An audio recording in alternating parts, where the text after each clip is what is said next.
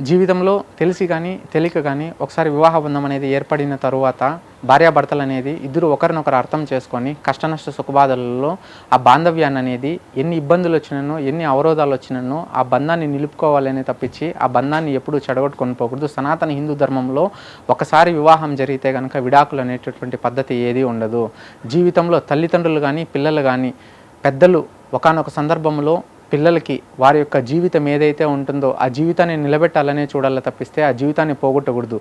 వివాహం చేసుకోవాలనుకుంటే కనుక అబ్బాయికి పురుషుల్లో ధర్మం ఉండాలి, ఆ స్త్రీ పట్ల జీవితకాలము ఒకే ప్రేమను కురిపించేటటువంటి వ్యక్తి ఉండాలి, బాధ్యతతో కలిగి ఉండాలి, ఎన్ని కష్టాలు వచ్చినా ఎదుర్కొనేటటువంటి సామర్థ్యం ఉండాలి. అటువంటి పురుషుడిని ప్రతి ఒక్క స్త్రీ వివాహం చేసుకోవాలి. ధర్మ పురుషులు కానీ ధర్మాత్ములు కానీ మీ జీవితంలో ఉంటే ఎల్లవేళలను ఎప్పుడైనా కానీ ఆ వివాహ బంధం అనేది తొలగించుకోకండి. స్త్రీకి గౌరవం పురుషుడేనమ్మా.